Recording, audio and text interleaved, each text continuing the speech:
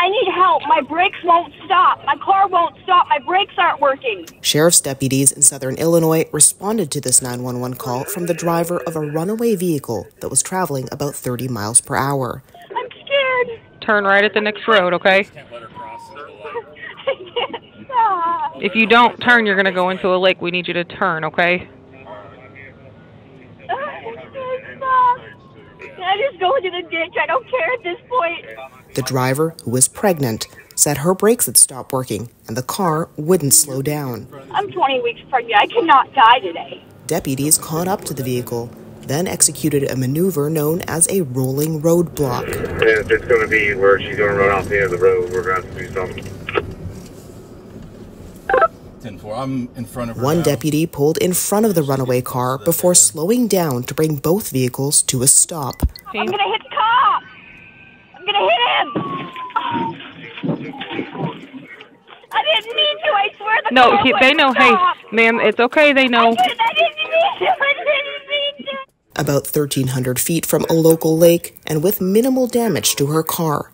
Sheriff Jeff Dietrich said the runaway car likely would have ended up in the water if his deputies hadn't intervened.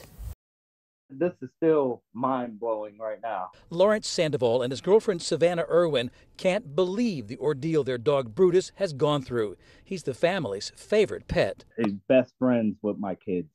These are literally my kids' best friends. Sandoval says he put Brutus in an insulated doghouse Saturday night in the backyard, and Brutus was gone Sunday morning from their backyard in Whiteside, Missouri.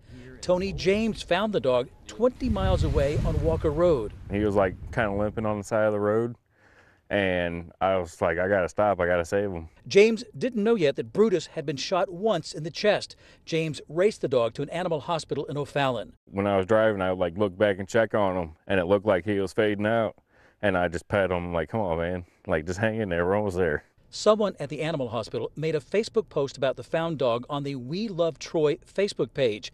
Sandoval's neighbor saw it and told him his dog was found. That's not something no one wants to hear. When I seen him, I went into tears. He has no idea how his dog ended up so far away from home with a gunshot wound. The bullet is actually inside of him still. They said it's better just to leave it inside of him. And he's definitely not himself. After one day in an animal hospital, Brutus was released to go home. Sandoval and his family are grateful for the compassion of Tony James. I'm happy that them people actually picked him up and took him to the vet, because I don't know what would have happened if they wouldn't have picked him up. Sandoval hasn't decided whether to report the crime to authorities. He's just glad Brutus is home. He's my best friend.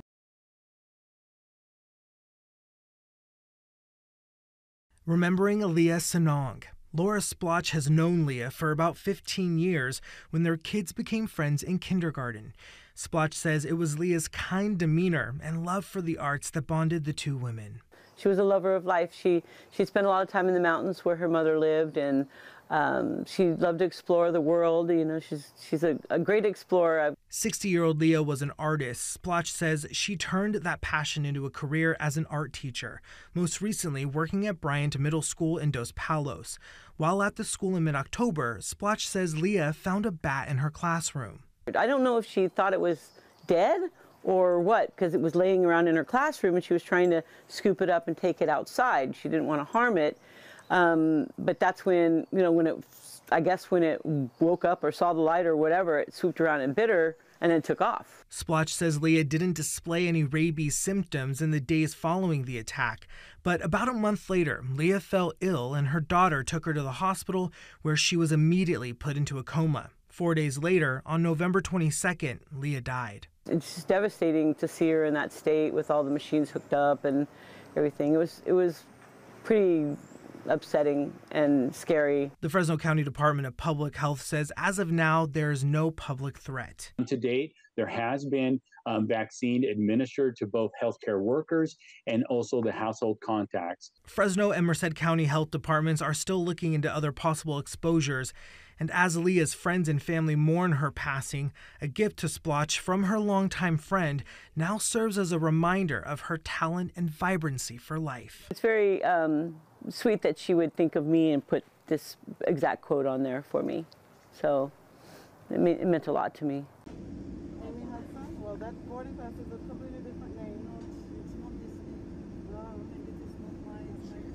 Who is your friend? Where is your friend now? Okay, so right now, Amy Hudson. Well, that boarding pass is a completely different name. No, it's not this name. No. And it is not my friend. Who is your friend? Where is your friend now? Okay, so right now, I need to... Amy Hudson? Well, that boarding pass is a completely different name. No, it's not this name. No. And it is not my friend. Who is your friend? Where is your friend now? Okay.